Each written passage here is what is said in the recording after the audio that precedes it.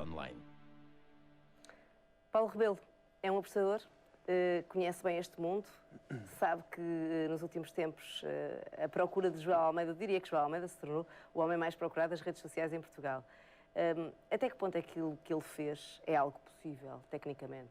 Ou temos mesmo de considerar que foi uma burla? Antes de mais, Sandra, deixe-me explicar que este conceito não existe. O conceito a banca comunitária? Não existe, nas apostas não existe. Aliás, o Banco de Portugal já disse que isto é uma ilegalidade, ou seja, este tipo de esquema não pode funcionar. Ok, mas mais do que dona branca online, não é? Mais do que ser ilegal, é que não faz sentido. Fará sentido juntarmos um conjunto de investidores para comprarmos um terreno e assim conseguimos construir mais barato, para comprarmos em quantidade. Fará sentido o conceito de banca comunitária noutros negócios, nas apostas, não faz sentido. Por uma coisa muito simples, é que quanto mais dinheiro nós temos para gerir, menos dinheiro nós ganhamos por euro apostado.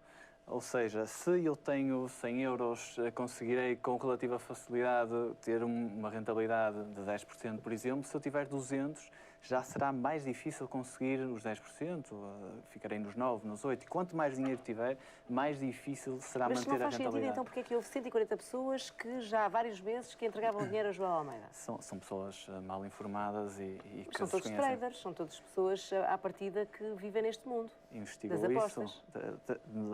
Acho estranho. Acha que um trader bem informado jamais cometeria este erro? Acho que sim, acho que sim. Acho que sim. Acho que são pessoas que francamente não estão informadas e que não entendem que há muitas coisas, há muitos entraves nessa história. Desde logo porque os mercados têm liquidez limitada. Ou seja, eu não posso pôr 600 mil euros num jogo, por exemplo. Não há liquidez suficiente. Portanto, estes 660 mil euros que ele recolheu não os pode ter jogado? Não, atenção, pode ter jogado e pode ter jogado em vários jogos. Em vários jogos divididos. O que eu estou a tentar explicar é que não é faz sentido possível como uma operação. Não, exato. E não conseguirá ter a rentabilidade teria elevadas. Com muito menor quantidade de dinheiro. Claro. E muito menos, Sandra, fará sentido ele assumir uma rentabilidade física. De 40%, ainda por cima, ao mês. Ainda por cima. Mas nem isso. Nem que ele dissesse, olha, eu garanto que consigo ganhar 1% ao mês e consigo-vos retribuir 1%. Isso não faz sentido. Nós estamos neste momento num vazio legal. As apostas online em Portugal ainda não foram reguladas. Para a semana, em princípio, o Conselho de Ministros vai aprovar a legislação e o Orçamento de Estado, de resto, deste ano já prevê arrecadar 25 milhões de euros só neste domínio. Até que ponto é que uma legislação e a regulação deste mercado pode acabar com este tipo de práticas que mancham a imagem de quem trabalha no setor? Certo.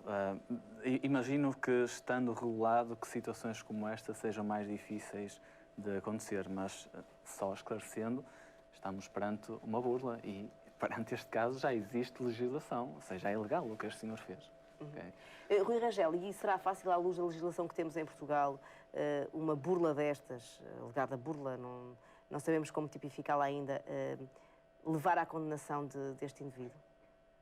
Estamos a falar de coisas que acontecem online. Sim, há arrasto de dinheiro, de facto. Naturalmente, isso é depois uma questão de provas. Agora, obviamente que há enquadramento jurídico ou penal para responsabilizar comportamentos desta natureza, desde que as pessoas se sintam usadas e já há 24 queixas de crime desde que preencham o tipo legal de crime, não é? Muito associado a isto está os branqueamentos, está as burlas, etc. E, portanto, é preciso preencher o tipo legal de crime. Já temos um ordenamento jurídico suficiente do ponto de vista penal para poder, ou penal ou civil, para poder responsabilizar atitudes ou comportamentos análogos a este. Agora, obviamente que estamos a falar de um universo em que não há regulamentação, não há legislação e, portanto, é a lei do faroeste. Ou seja, no domínio online, o que temos é o faroeste, em Portugal, e que vem desde 2003. E, portanto, anda-se os governos, é uma questão de vontade ou não vontade política. É evidente que há aqui interesse dos casinos, há interesse da Santa Casa, do problema da exclusividade, porque, evidentemente, que os casinos, eu sou cumpridor de têm perdido uma receita de 30%. Não, que os contratos devem ser cumpridos. E o casino, obviamente, tem um contrato com o Estado que lhe garante uma exclusividade relativamente aos jogos de fortuna e azar. E, portanto, evidentemente que alterar as regras de jogo significa que o Estado não pode não estar a agir como uma pessoa de bem. Agora, que estamos a trabalhar num universo que necessita de ser regulamentado, E se for regulamentado, naturalmente que situações destas podem evitar-se. Não quer dizer que se evite na totalidade, porque mesmo que se regulamente, estamos a falar de um universo tão grande, tão vasto, que não há legislação, por mais perfeita que seja, que consiga cobrir todo o tipo de situações. Agora, o vazio legislativo, isto responsabiliza o Estado por omissão de legislação. Paulo, é verdade que há cada vez mais jovens em Portugal a dedicar-se exclusivamente a este tipo de atividade? A substituírem, no fundo, aquilo que seria um emprego tradicional por esta atividade? Sim, podemos dizer isso com alguma segurança, porque efetivamente a liquidez dos mercados, pelo menos das Quanto é bolsas que de o apostas apostador esportivas, pode está a faturar manter. por dia? É verdade que há apostadores a faturarem mais de 5.000 euros por dia? Sandra, como todas as profissões, há os bons apostadores e há os apostadores excelentes e há os apostadores Mas um bom medíocres. apostador pode faturar uma média parecida com aquela que acabo de dizer? Sobretudo tiramos as médias das apostas, porque realmente há muita volatilidade, mas sim, pode um bom apostador pode ganhar milhares de euros num só dia, isso é verdade, sim. E é verdade que tem havido cada vez mais jovens a dedicar-se exclusivamente a isto? Que se converteram em traders profissionais em Portugal? Qual é a noção que tem desta implementação deste mercado na juventude portuguesa, até em contexto de crise? Sim, o que eu lhe posso dizer é que da minha percepção, da percepção que eu tenho Não há do números. conjunto, eu não tenho, mas da percepção que tenho, sim, há cada vez mais jovens que têm um talento natural para as apostas e conseguem obter ganhos Mas de não forma fazem mais consistente. É o seu trabalho. Uns fazem, outros não, mas há realmente, mas se calhar é importante referir isto, há uma minoria de apostadores que consegue obter ganhos de forma consistente. Estamos a falar da minoria, ou seja, a maior parte dos Onde o Paulo se apostadores, sim, mas a maior parte É a dos sua atividade apostadores a 100%. perde dinheiro com as apostas online. Sim, nesta altura só faço isso. Yeah. E até que ponto é que a nova legislação e os impostos que o Estado vos vai cobrar, entre 8% e 16% sobre o volume de apostas feitas, vai prejudicar, no fundo, esse negócio que, para os casinos? Não vai cobrar a eles, vai cobrar às empresas organizadoras. Sim, certo, vai cobrar, mas também indiretamente Talvez, acaba por cobrar, acaba por ter efeitos aos apostadores. repercutem-se nos apostadores. Essa, enquanto Presidente da Associação Nacional de Apostadores Online, essa é um dos pontos da lei que mais nos preocupa, porque se as taxas forem demasiado elevadas... E parece muito elevado, entre 8% e 16%? Parece que sim, quando comparado com outras taxas na Europa. Quais são os valores médios praticados na Europa? Não lhe sei dizer isso, são mais baixos? Mas sei que são mais baixos. O problema... São 8, 7... O Que é entre problema, 8% e 16%. o problema é que podem acontecer duas coisas. Uma é as casas de apostas desinteressarem-se do mercado Do domínio português? E então simplesmente nós, apostadores, não termos acesso a um produto que nós E até porque é uma gostamos. plataforma que vocês podem apostar. Não apostam em Portugal, apostam noutro país qualquer. Enfim, de forma legal, imagino que não. De forma ilegal, acredito que seja possível, mas o objetivo desta lei, se é precisamente legalizar e trazer os jogadores para a esfera legal, pois se Mas admito que criar para incentivos furarem para a que lei eles se furem, criam incentivos a que furem a lei? é o que a história diz, não é? Se a lei for... Desfavorável. Se os apostadores tiverem uma percepção injusta, que a lei é injusta, procurarão E tem essa alternativas. percepção nesse momento? Como eu digo, a lei ainda não saiu sequer, mas se for aprovado e se os apostadores não tiverem, desde logo, as casas de apostas que estão habituados a trabalhar e depois podem ter, mas as casas de apostas repercutirem os impostos elevados, vamos considerar elevados, que lhes sejam cobrados aos apostadores e, por exemplo, se um prémio aqui em Portugal for substancialmente inferior àquele que os apostadores conseguem encontrar em Espanha, na França, em Inglaterra ou qualquer outro país em que tenha havido regulação, é natural que os apostadores se sintam tentados a jogar nesse país e não em Portugal. Artur Mateus, os casinos estão bastante desagradados com esta legislação, até porque os casinos pagam 40% das receitas em imposto de jogo. Não é 40, é 50 É e em 50? alguns casos 60, porque temos uma coisa que se chama contrapartidas mínimas, que é muito interessante. Mas vamos começar, pronto, eu vou começar onde parou a intervenção, para dizer o seguinte: os casinos nunca se opuseram à regulamentação e à atribuição de concessões para as apostas online.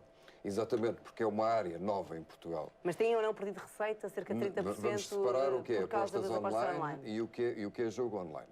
Aquele jogo que faz concorrência aos casinos é o jogo de fortuna ao azar online, que é uma categoria artificialmente criada pelo governo, porque não há jogos de fortuna ao azar online e jogos de fortuna ao azar offline. Há jogo de fortuna ao azar que pode ser praticado nos casinos, onde é legal em Ou Portugal, online. ou online, onde é ilegal Portanto, o em vosso Portugal. ponto de discórdia é esse. Portanto, o nosso ponto de discórdia é termos um Estado que, a valores atualizados, em 2001, cobrou 356 milhões de euros às concessionárias pelo exclusivo da exploração do jogo de fortuna ao azar, que lhes cobra anualmente uma tributação de 50% sobre a faturação e que, em alguns casos, chega a chegar a 60%. E depois vem dizer assim, pronto, eu dei-vos os jogos de fortuna ao azar como exclusivo, mas agora vou criar outra categoria, que é os jogos de fortuna ao azar online, e vou dar isso a terceiros.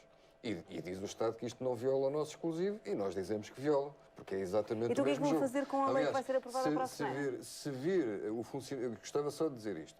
As máquinas, neste momento, as máquinas de jogo são computadores, que é exatamente aquilo que a pessoa tem em sua casa, por via remota, quando joga online. Portanto, o jogo é exatamente o mesmo.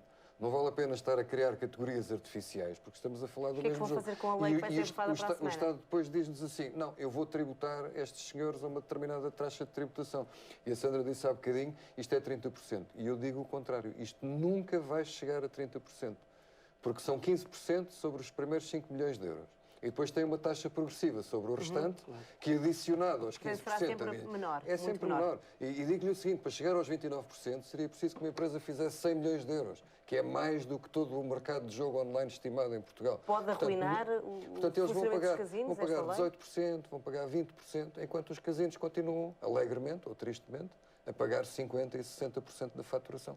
Se isto lhe parece bem, eu acho que isto não parece bem a ninguém. Eu pergunto-lhe se esta lei, na sua perspectiva, então, e perante aquilo que diz, se pode arruinar os casinos, tal como são pode hoje. consumar aquilo que é a ruína dos casinos portugueses e que se construiu ao longo de mais de 15 anos, em que o Estado assistiu olimpicamente à proliferação de casinos online, que nada fez para combater, apesar de pedidos insistentes das concessionárias para regulamentar esta matéria.